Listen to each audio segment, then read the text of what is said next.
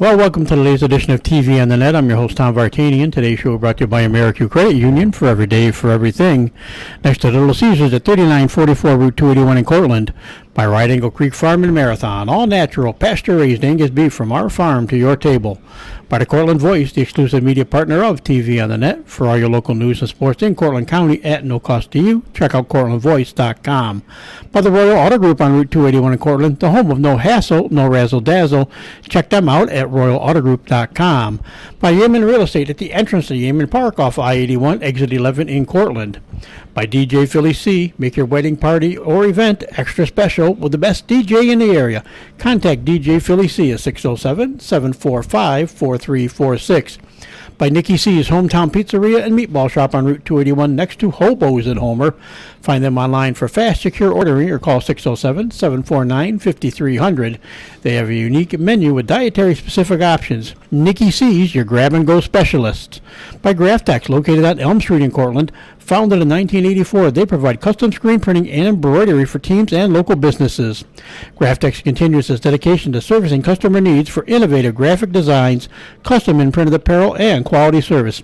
They are easy to contact at 1-800-417-7791. By Seven Valley Agency at 18 Tompkins Street in Cortland for all your personalized insurance services. Give them a call at 607-753-1821 or check them out online at sevenvalleyagency.com. By Seven Valley Agency, where your money matters, our advice counts.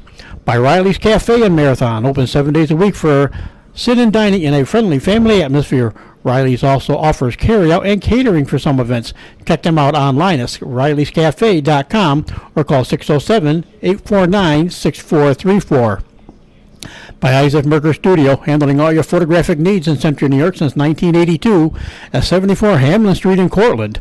Give them a call at 607-756-0849 or check them out online at isaacmerker.com or on their Facebook page. By Arnold's Flower Shop, your premier wedding florist at 19 West Main Street in Dryden. For flowers for your wedding or any occasion, call 607-844-8601 or order online at arnoldsflowershop.com. By M&D Deli, located on Central Avenue in Cortland, open Monday through Friday from 7 a.m. till 3 p.m. M&D has breakfast sandwiches, bakery items, and daily lunch specials. They are also available for catering. Check out their Facebook page for more information. Stop by or call 607-753-TO-GO. That's 753-8646. And look for their new food truck coming in the spring of 2022. And by Crop Growers LLP, your first choice in crop insurance located in Homer. Contact Casey Slade at 607-591-2460 for more information. Well, we start our third month of traveling through the high school circuit here on TV on the Net, and this guy was nice enough to be my 50th guest way back when I was in the 50s. Now, as everybody knows, we're well over 100 podcasts and getting closer to 200, and it was a lot of fun. An interesting season for this team. Maybe not quite as far as they wanted to go. It kind of lost out on the old South Courtright Marathon's final as far as tournament play goes and stuff, but still a nice season overall. And joining us once again is head coach Chip Stewart for the Marathon Boys Soccer Team. So, Chip, welcome. Oh, thanks for having me, Tom. As we said, an interesting year to say the least. I mean, it was at least the first full year back from COVID, but COVID was still out there, so you had to worry about things a little bit with that. But how did you kind of assess overall how the season went? Well, just to be honest, starting the season off, I mean, probably this is the fewest participants I've had in my 34 years at varsity level. We played our first game with only I think 12 available kids, only 13. Yep, 2 substitutes. We had 2 kids ineligible, and that's what we had. And then we had another player decided to play 2 games late. So we ended up the season with 15, but still that's the smallest number of players I've had. And then throughout the year, and of course we started right out with Lansing hammering us. But we scored 2 goals on them. I think we had Benji scared a little bit because we were up 2-0. I don't know how we did it, but we were up 2-0, and we're up 3-2 at one point, and then the wheels came off every which way. But the kids worked hard. We got better. but we did have a couple incidences where we lost a player due to quarantine. So you went, and he was a starter and a scorer, and it makes it difficult. You have to move players around. You have to do things that you don't want to do. But overall, the kids reacted well. And again, we worked hard.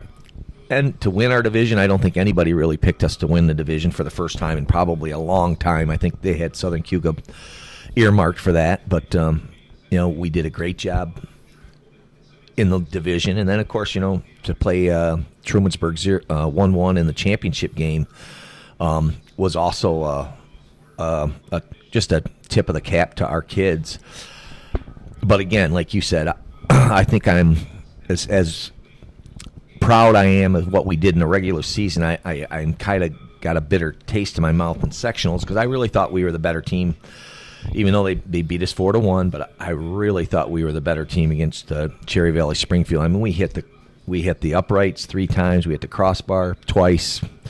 We just gave up counterattacks, and they finished. Their top guy up front, he finished off some great shots, and we didn't do that. And that game, realistically, when I look back, we could have won that game probably 9-4. But ultimately, soccer's a great test of character, and it sometimes the better team doesn't always win. And that's what keeps it. It keeps teams in games because you score 1 goal and you can do magnificent things. Where basketball now with the shot clock and the 3-point shot, the team that's the better team usually wins. It's set up for the winning team. It really is. Where soccer still underdogs have chances, and but overall, it was a successful season for us. And when it's all said and done, like you said, you alluded to it. You got the IAC overall small school championship once again this year, and of course, Trumansburg now being a small school on the south side of the IAC, still kind of weird, but it kind of makes sense with Newfield and some teams that kind of the way things were and how many teams had soccer teams this year. It kind of makes sense, I guess, how they do that now. But again, I think your 16th title in 17 years now as far as a division title, and then like you say, but you made it back to the the IAC finals again. Yeah. I mean, we put the heck together a little string since 2000. We've had an unbelievable record, and I even go back to 1999 when I had that group that made the run into the sectionals. But after that, we've had some kids that soccer was a priority, and that's the other thing with this group. Had the smallest number of seniors. We're used to graduating 7, 8, 9 seniors, and this year we had 4. In fact, in the fall of, in the spring here when we did the spring season, we only had 4 seniors as well. And without that, you need leadership. Leadership kind of falters a little bit, and then having experienced kids in key positions to either defend people or take care of the ball at certain times. Those were key factors as well. But going back to Trumansburg, people don't realize Trumansburg, when they came into the IAC, was on the southwest side. And it used to be that they because they came in, and Odessa, they came in as a group way back, and I want to say 71 or 72, because they weren't charter members of the IAC. But they were on the south side to start. Now, when you got the teams merging, like Spencer Vanette and Candor, they limit the team pool on that side. So, in order to balance divisions, they're one of the swing stools. And I give Jason Hodge all the credit in the world for just accepting it and doing it, because sometimes it's thrown at you and you could rebel a little bit, I guess. But he takes it with a grain of salt. Jason's class act, quality guy. Had a lot of fun we played them the last 5 years consecutively. 3 of them have been on overtime, and the other 2 have went our way, which is the way we like it, and especially want to keep reminding him of that. But those are good things.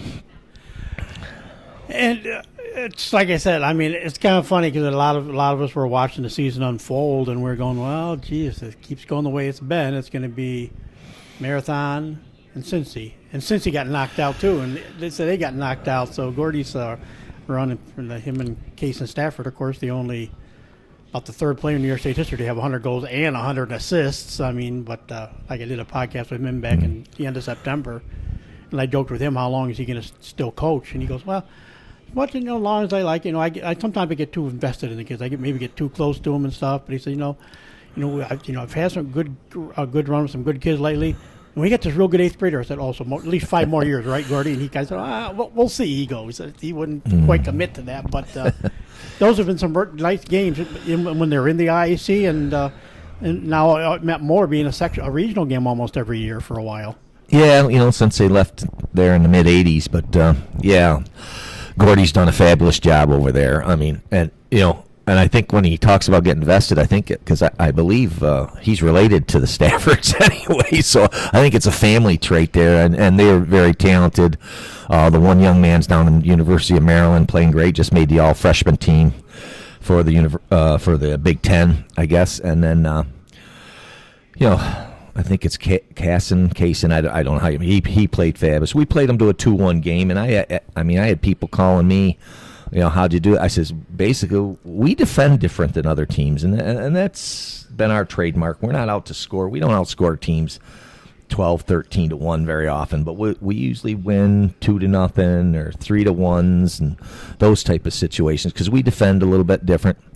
But really, they dominated us in that game. When I look back at the stat line, I believe they outshot us like 9-2 or 9-1. We scored on one of the 2 shots we had, and we only had 1 or 2 corners, and they had 8 or 9. And of course, they did score. The second winning goal was off a free kick situation where the Schuyler kid hit a nice ball into the about 12 yards out, and the Stafford boy went up and he beat our best player, Braden, and he made a nice head in the goal. That was a game winner. But to play them 2-1, yeah.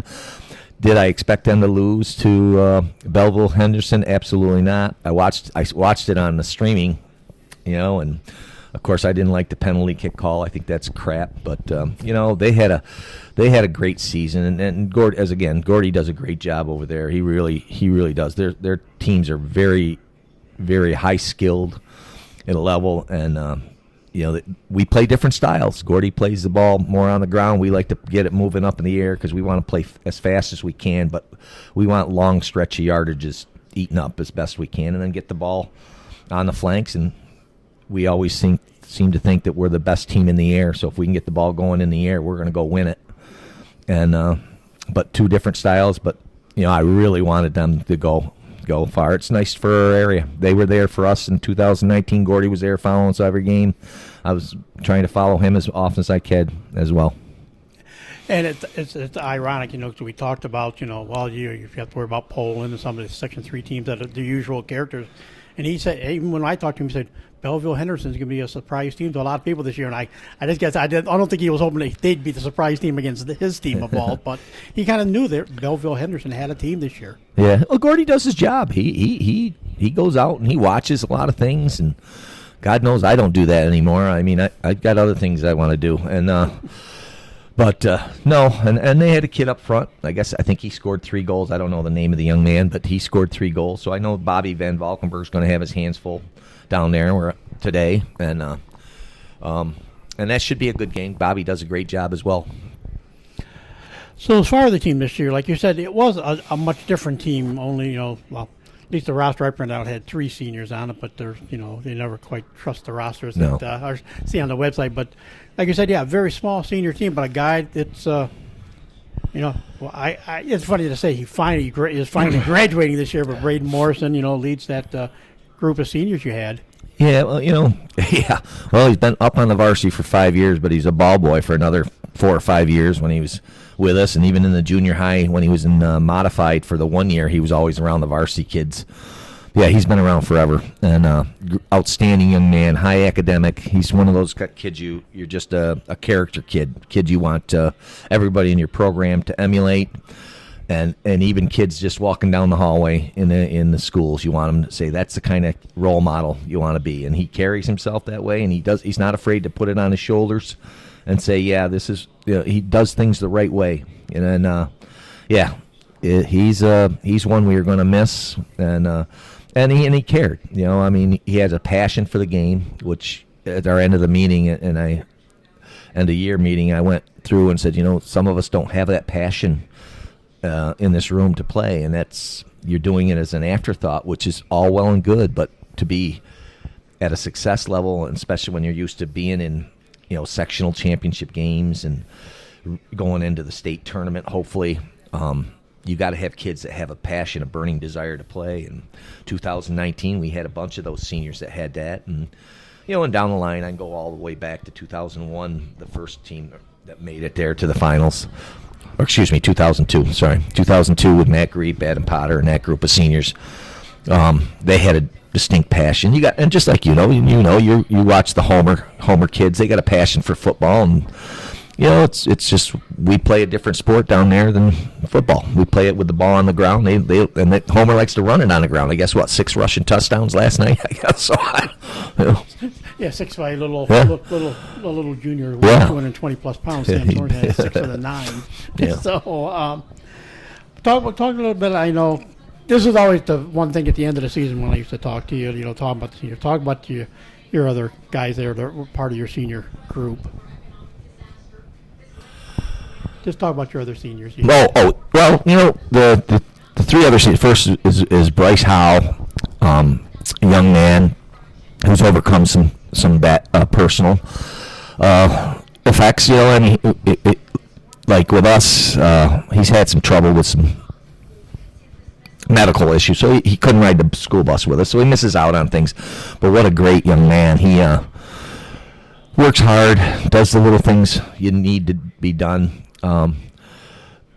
and he's just another type of kid that you want around your program. Then the other 2, I call them my and I'll probably get yelled at for this, but I call them my redneck group because they're the hunters and the fishermen, and they do all this outdoor stuff. But Ethan Morrison, who's come a long way and did a great job with us as a sweeper back this year, and I think he made first team All-Star for the Northeast Small, and he helped solidify where we had some holes when we lost Evan Larrabee and Joey Hulbert from last spring.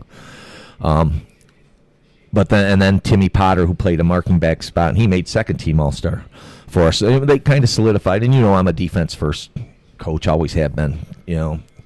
We don't have the flair, like I said, of the Cincinnati guys. I don't know how you can get a guy score 100 goals like that unless because we haven't. I think the most we got as a kid was 73. And but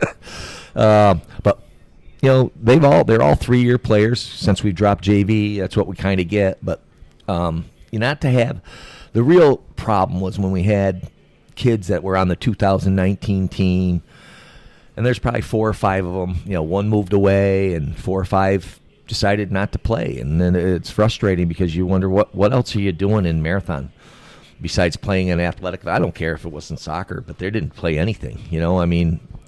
And you're hurting programs. And I went over this at the end of the year meeting when I was collecting uniforms just the other day, and I said, in marathon or any small school, you got to play 3 sports. You got to, otherwise programs die. And I says you don't have to be passionate about them all, but find one that fits your passion that you want to focus on, but you got to participate, and we're not getting that anymore, and that's what's really hurting programs, and I think it's hurting everybody, and that's why you're seeing all these schools merge, where you're losing your own identity, and I hope we don't ever have to do that, and I don't know who we'd merge with. Probably the big thing would be Whitney Point, and then probably if you go right around the horn, it'd be with Whitney Point, maybe Cincinnati, and then McGraw. Those would be the swings, and at worst maybe Dryden.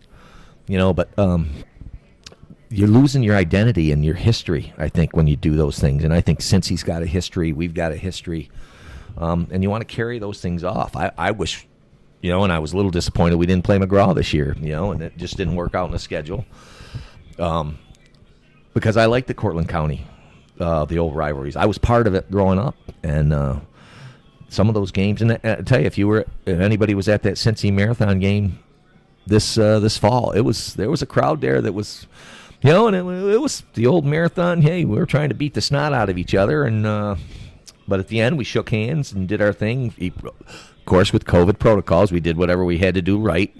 But you went on and you carry it, and you had a little respect for each other. And I think we miss out on that boat with Cincy McGraw joining Central Counties League, and we've had hard times finding rivals. You pick them up, and then our league changes dynamics and moves to 3 divisions like they did in 2000 to 2008. We went to the Division 1, 2, and 3 in the IAC, and next thing you know, Lansing moved out and went to Division 1, and so we lost that rivalry for where Adam and I tried to continue to play at least one time a year, but we were playing 2, so you got that home and home, so you got that little edge when you got them back at your place. But that's the dynamics of high school sports and where they're going all the time now. But mergers are really, I guess, the way it's going, because in even our bracket in the Class Ds this year, there was, I think, 2 or 3 teams that were merged that instead of having 11 teams that we had in the bracket, normally we'd have 14 to 15, and it just changes everything.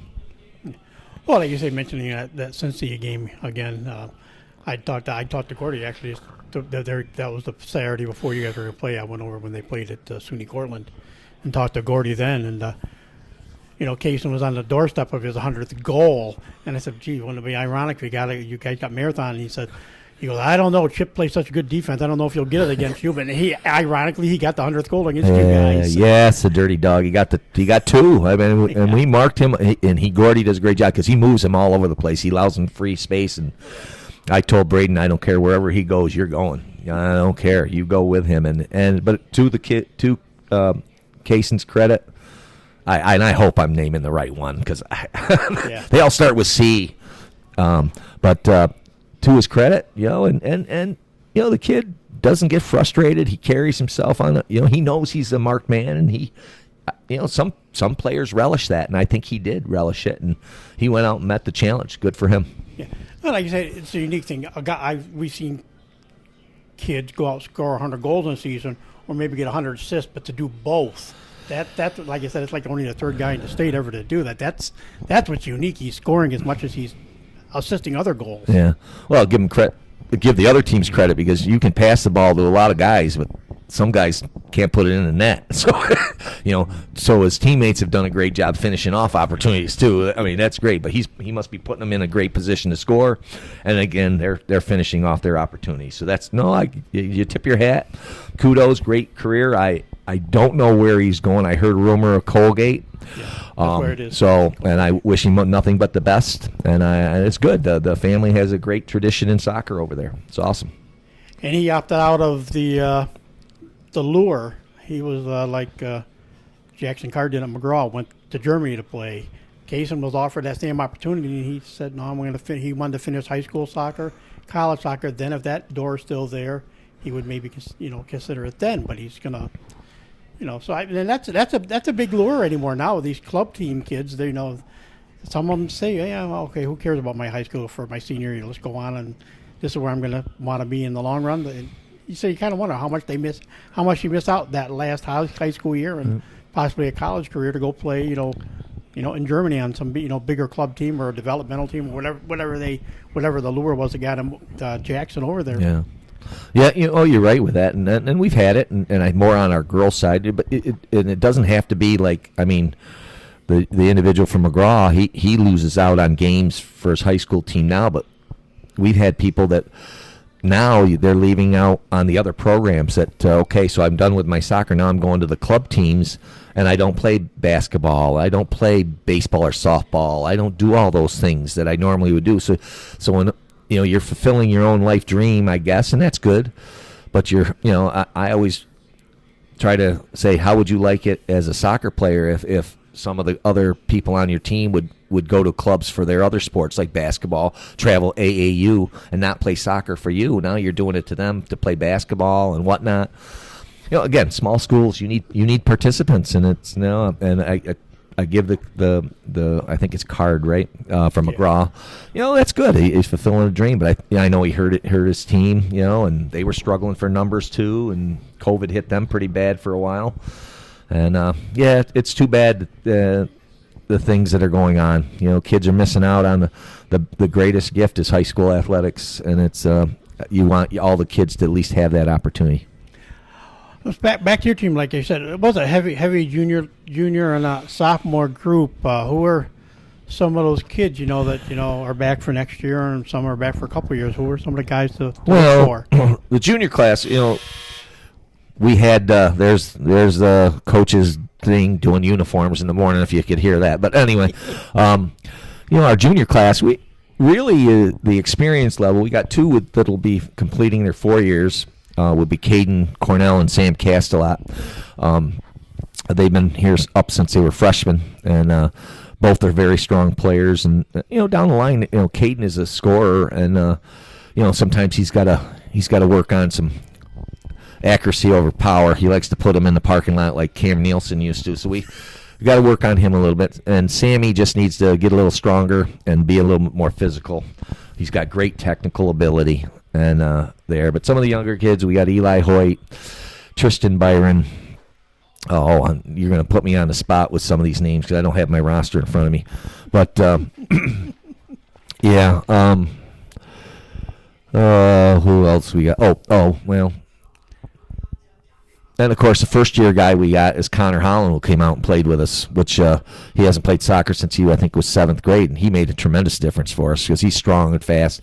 And I'm hoping he wants to continue, but I'm not sure, if he wasn't there just to play with Braden for a year, but we'll see. And I think Braden uses that, hey, I play basketball for you, you can play soccer for me type mentality, but that's okay. Yeah, those are the big ones there as far as the junior class. And the sophomores, we had Bryce Hartman, who was a second-year player, did a great job. In fact, he was kind of hurt in our sectional game, and that kind of really limited us defensively. And I think we got caught there because Bryce he's tough. But Bodie Carter, another one. He was an all-star last year, and then he tore his ACL. He was just in surgery, so we got to see him the other day at our party. And Jacob Byron, who's come a long way. And again, here's a kid, and I've done it in the past, and it's tough. You find a kid who really probably should be a goalie for you, but we need his skill level is so valuable. We need to move him out on the field, and we tried to, then we put a sophomore in the goal who's just working on some things, and he'll be fine down the line, but he kind of gets caught in a situation, but that's the kind of kids we get. And my first day of practice is it says, what do you want to be? Do you want to be a soccer player, or do you want to be a certain individual player? Because let's say I'm a coach, I'm a striker. Well, guess what, young man? We've got 4 strikers that are better than you, so you're not playing very much. Or you want to be a soccer player, and I can move you anywhere I want to move you to get you some time. And that's what Jacob was, and we've had those type of kids for years. I've moved. Evan Hall was the first one I really moved out of the goal, and so those are the type of kids we got. And then, our sophomore class again with those individuals, and we've got some young kids coming. Not big groups like we've had in the past, but there's, and what you got to have is you probably got to have 6 kids a class if you can get them, and that gets you 18 players on a team because most of our small schools now are 10th, 11th, and 12th graders, and then you pull up maybe some of the better freshmen. So, if you can get 6 kids a class, you're doing things at our level. So, but when I look around and I look at Bobby Van Valkenburg down there, he's got 27 kids on his roster. I'm going, where the hell are you getting the kids from? So, but but yeah, we got young kids. We'll be okay the next few years. I don't know if we can, cross that sectional bridge again, but we'll see. And of course, like when you mentioned, this was, like you said, probably the last run of the Morrisons. Like Braden and and Ethan, they got all the brothers that came before them. Sam, of course, will be a senior next year. Castellat, and we all know what his older brother did at Marathon, and so it's that family thing, which makes things interesting. And sometimes, like you say, the pressure will that bother a kid like that you're following in what one of your brothers did. Well, I think you have that as being the younger sibling, anyways. Even at the home, but and I most of them carry well, and I try not to there's times when I will say, hey, by the way, Jimmy did it this way, and you need to start stepping up. But for the most part, I try not to compare, but it's hard not to. But with the Morrisons, from brothers and cousins, and God, they're all over the place. Yeah. That was a heck of a family, and a heck of an assistant I had. Fred Morrison did a fabulous job for us, and we miss him. He hasn't been part of the program the last 2 years. His work and his life avenues have changed just like everybody else's. And but yeah, the family traits, but you have that in small schools. You have families and they consistent going, brothers down the line. And here I'm old enough that I'm getting not just bro, I'm getting sons of former players, and it's fun. And now those I will compare to, and usually I'll compare making sure that their parent was the worst of the two. Well, see, that's the interesting part. Because I have to throw this at you. I know it was a clear cut who everybody thought was the best player of the Tillotson clan. But like you were around when Dad played, and then of course when I talked to brothers, Andrew threw out the big card on. He said, "No," he said, "I'm obviously the best. I'm the best player because I've got a state title. It doesn't matter what they did." And of course, even Brooke, everybody else all said it was Ryan was the better of the three. And so I mean, it's kind of it was fun, just Andrew's take on things. And of course, Ryan even picked right up, and I said, "I bet I bet Andrew said he was the best." And but yeah, okay, yeah. So he's got a state title. But yeah, there's something to be said about that, having that ring on hand. You see, I'm wearing mine today. Yeah, but Andrew had a heck of a lot more surrounding cast than Ryan did. Ryan was a hell of a player, hell of an athlete and he didn't have as many kids in his class participating in the soccer. In fact, we had several, I believe, in his grouping that come out just as a junior and senior and played because they were so far behind in the skill level, and that kind of hurt that run. But yeah, I don't want to pick out anybody, but if I was to say anybody, probably the best athlete really is probably Brooke, but I didn't coach her. Dad was a hell of a defender, and he played for us, and I was an assistant for Mike Riley at that time, and our defenses were good. We just didn't score enough goals. We'd have had a couple more sectional championships there. We always lost in the semis for something foolish down there, either in Margaretville or one year giving up a PK, and then we missed a PK, and then I think we lost both games like 1-0. Or 2-1 to 1 in the two semifinals in John's junior and senior year. That's when we decided to go. When we were going D, because before that we'd lost in the C's. Or excuse me, that's when we decided to jump to C in '87 because we'd lost those 2 years, and that's when Scotty Riley, Mickey Lincoln got the sectional championship over Southern Cougar there with the last second goal that tied it, and then sent it to PKs, and then I took over in '88, so Wheels got to be carried off the field, and I missed that man. I missed him this fall, so it's those are things that weigh on you a little bit. So, and and it's like I said, it's fun when you talk to guys like John, and I've talked to a couple of former. I haven't done podcasts with him, but I've talked to him off and on at games and different things. I see him, and yeah, when you talk about rivalries, we've talked more in the recent years. It's been the Trumansburgs, it's been the Lansings, the Southern Cougar. But when you talk to all those older guys, it's Cincinnati. It's like hands down, Cincinnati was their rival. Oh, it was, and here's the topper, and one of my scorekeeper who helps out a lot is Alan Diaz, and his nickname's Pee Wee. But we went to school together. And we're both 1979 graduates. He's from Cincinnati, I'm from Marathon. We dig up the rivalry, and we'll go back to our field. People know how our field used to be.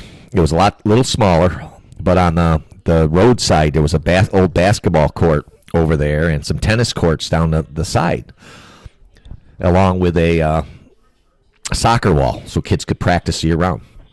But there was always an ambulance on the basketball court for every game, especially the Marathon Cincinnati games, because there always was. It was physical. It was nasty. But I think when I go over and play golf at Cincinnati, and some of the Cincy kid guys come over to Marathon, the respect there is unbelievable. But there was nothing better than that rivalry, and it went into the basketball court. Alan always had the advantage on me in soccer, but we usually beat them in basketball, and then baseball was no contest for us. We used to beat the snot out of them in baseball, but, at least during my years of playing. But the Marathon Cincy, and that's why I try to keep playing with Gordy. And Gordy's the same way. He played in it. In fact, he was the instigator and probably one of the greatest upsets ever in 1981 section final. I think he had 3 goals against us down at Broome Tech, and they beat a Marathon team which had hammered them twice in the regular season. They beat us like 3-0, even though we out-cornered them like 15-1 or 2 and whatnot. But Gordy was that kind of player, and John Rutan was the coach, I think, at the time, and did a great job with some tactics, and that was a hell of an upset there. So they keep reminding me of they have short-term memory because they only remember their wins over there. They don't remember the times they lost, so. Speaking of wins, it's always funny, all the years we've talked and known, you've never struck me as that kind of records type of guy, but you did get your 450th win this year, which, as you jokingly will say, it's just because I've been coaching for so long, but it's a nice milestone you got this year. Well, and I hope it's right because I'm going through some things, because now the state of New York wants to change so, they don't count PK wins as wins.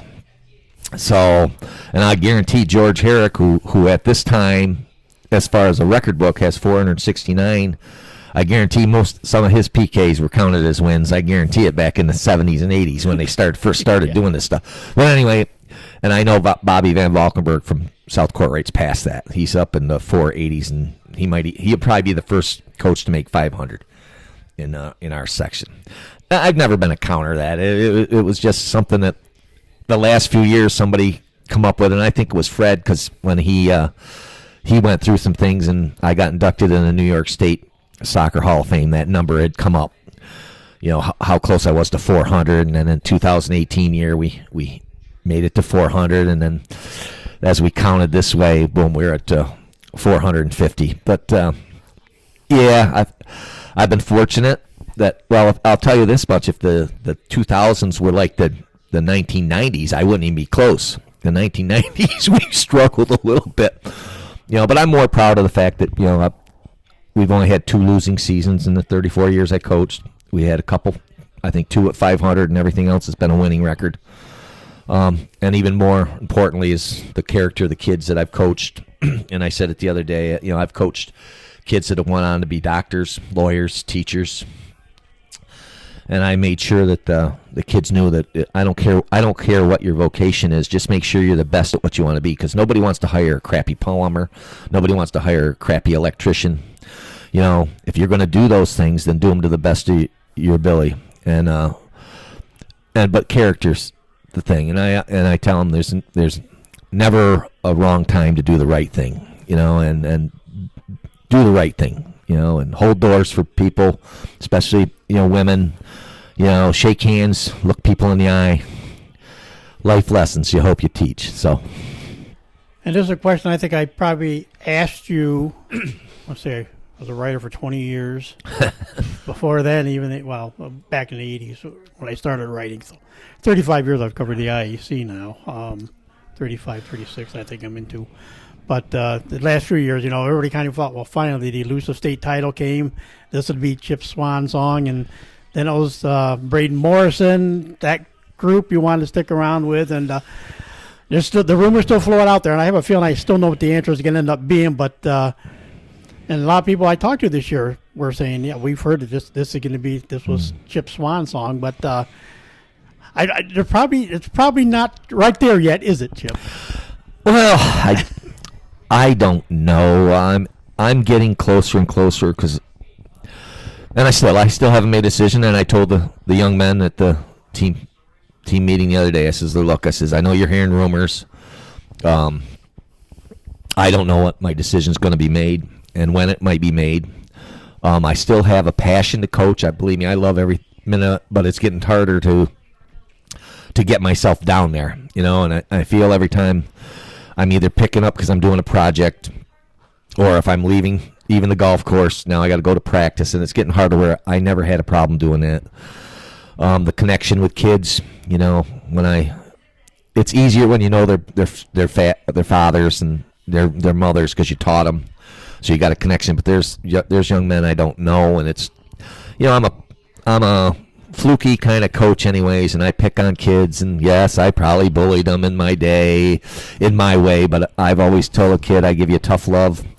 I'm going to take a bite out of your rear end when I think you're doing something wrong, but I'm going to slap it and give you, hey, nice job when I think you're doing something right. And don't listen to the volume of my voice, listen to the words coming out. And I think I'm getting closer to a decision, Tom, and it's probably going to be the one to walk away. It's coming. I mean, but I don't want to let the cat out of the bag yet. And who knows? And I said again, I think I told you off air there, when you got a mother who I coached all 3 of her sons, now she wants me to coach her grandchildren, and you're getting it on Facebook pages and whatnot. And to be her grandchildren were my ball boys. They were like Braden's to me, and Ethan was a ball boy. I've had so many, and those are the ones that come up and eventually really become some of your better players because they've been around the varsity so long, and they know what to expect and certain things. But yeah, you're not getting that decision yet because I'm sorry. But you will be one of the first ones to know, and I told you that Yep. when that comes that time. So, Well, you're a lot like the one we always like to. You guys like to pick on each other. Well, she's got easier schedule with Karen. I think you're 48 or something she's done this year. I mean, just when I kind of thought she might be one now, seems like she's getting another new life, but she's been in your shoes where she's got the mothers she had the daughters of the mothers that played for her, and now some of them are having kids. So it's like, yeah, she's she said that same thing. So now you're starting to find out what it's like. She's right, and she's done a great job, and we had a great little rival because we would bust each other's top. As cohorts and colleagues teaching phys ed for as long as we did down in the high school gym, and when your gym's not that big, you share a lot of time with each other.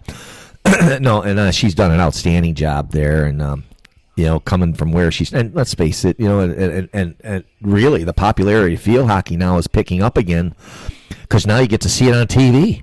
I mean, I was watching some of the ACC tournament the last 2 days, and I don't know how Syracuse made out yesterday, but I know they won the day before like 5-1. And she's had girls that played there. I think Heather Dorn played up at Syracuse. She's had many of them go to University of Maryland, some Indiana girls, or excuse me. I'm going to get you calls on that. So Ohio State girls. So, but and I think one at the University of Connecticut. She's had some at high level. No, I have nothing but respect for Karen. She's done a fabulous job there. And, of course, she's got some coaches, coaching Princeton now. Yeah. Carlos at Princeton. That's right. And Tiffy's playing for a SUNYAC championship this week. Is it today? I don't know if I think it's today. Today, because I know the Yeah. Steve Axel is they have the SUNYAC soccer championship today. Yeah, I think there's four championships going on today. And the girls are in it too. Yeah. That's good. That's good for Cornell State. So. Well, with that, we will wrap this up. But like I said, you knew I was going to have to throw. Oh, I knew you were going to ask that. So, yeah. But the best part I enjoyed, we talked about your seniors, and you can get all teary-eyed like you have in the past years too over your seniors. I know that was. I did that at the meeting the other day. So, so you got that out of the way already.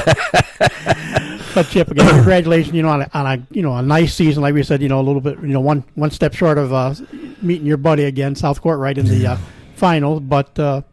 With what you worked with this year and had, it was a nice season. All right, as I said, our kids grew. The sophomores really stepped up as we went forward. The Braden Homer kid I didn't mention earlier really stepped up.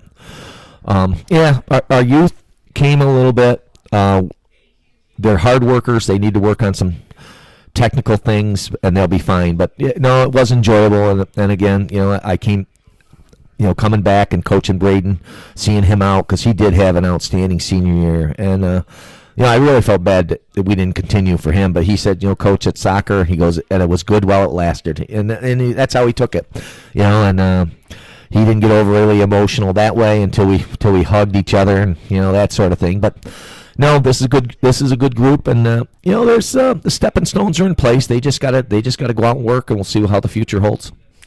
We'll say that'll do it for this edition of TV on the Net. Today's show brought to you by AmeriQ Credit Union, for every day, for everything. Located at the Little Caesars at 3944 Route 281 in Cortland. By Right Angle Creek Farm and Marathon, all natural, pasture-raised Angus beef from our farm to your table.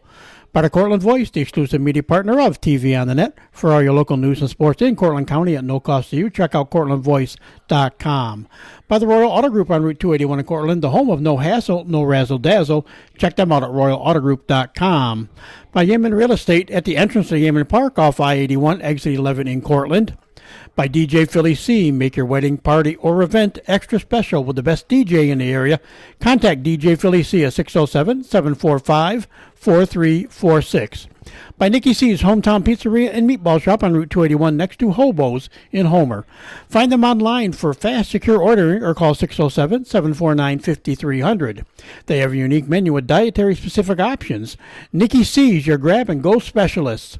By Graftex, located on Elm Street in Cortland. Founded in 1984, they provide custom screen printing and embroidery for teams and local businesses. Graftex continues its dedication to servicing customer needs for innovative graphic designs, custom and printed apparel, and quality service. They are easy to contact at 1-800-417-7791. By Seven Valley Agency at 18 Tompkins Street in Cortland for all your personalized insurance services. Give them a call at 607-753-1821 or check them out online at sevenvalleyagency.com. Seven Valley Agency, where your money matters, our advice counts. By Riley's Cafe and Marathon, open 7 days a week for sit-in dining in a friendly family atmosphere. Riley's also offers carry-out and catering for some events. Check them out at rileyscafe.com or call 607-849-6434. By Isaac Merker Studio, handling all your photographic needs in Central New York since 1982 at 74 Hamlin Street in Cortland. Give them a call at 607-756-0849 or check them out online at isaacmerker.com or on their Facebook page. By Arnold's Flower Shop, your premier wedding florist at 19 West Main Street in Dryden. For flowers for your wedding or any occasion, call 607-844-8601 or order online at arnoldsflowershop.com. By M&D Deli, located on Central Avenue in Cortland, open Monday through Friday from 7 a.m. till 3 p.m. M&D has breakfast sandwiches, bakery items, and daily lunch specials. They are also available for catering. Check out their Facebook page for more information. Stop by or call 607-753-TO-GO. That's 753-8646. And look for their new food truck in the spring of 2022. And by Crop Growers LLP, the first choice in crop insurance located in Homer. Contact KC Slade at 607-591-2460 for more information. So for my guest, Marathon Boys Soccer Coach Chip Stewart, and yours truly, Tom Vartanian, thanks for listening, and we'll talk to you again soon.